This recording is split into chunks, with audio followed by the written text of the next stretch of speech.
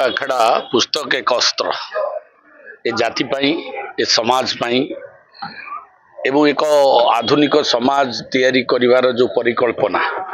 से पाइक आखड़ा गोटे माइली खुंट साजिब एक अस्त्र साजिब आगामी दिन पीढ़ी को एक प्रेरणा जोगेब एवं ये पुस्तक को निखिल ओडिशा पाइक महासंघ जो पुस्तक टी रचना करछन्ती मु ताकु धन्यवाद कृतज्ञता जनइबी एवं समस्त अतिथि वृंद आमर श्रीजुक्त पृथ्वीराज हरिचंदन महोदय आईन अबकारी मंत्री को द्वारा उन्मोचित होईछि। ये पाइक जाति पाई जेतिकी प्रेरणादायक गोटे समाज रे बलिदान दबा त्याग करिबा एवं साहसर सह समस्त काम को सामना करिबा सेला पाइकर धर्म एवं पाइक आखड़ा रे ता प्रतिफलन होईछि। मु आशा करुछि आज सारा विश्व रे भारत वर्ष जेभली एक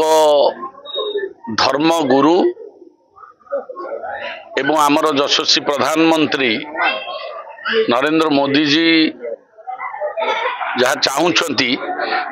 जे विश्व रो नेतृत्व नब भारत वर्ष सेतिकी बेले आमे भी चाहूचु आमर ई कलिंग जो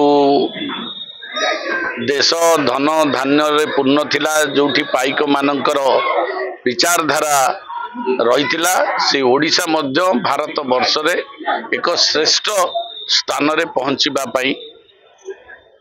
ये पाइक जाति जेमती इंग्रेज विरुद्ध रे लड़ीतिला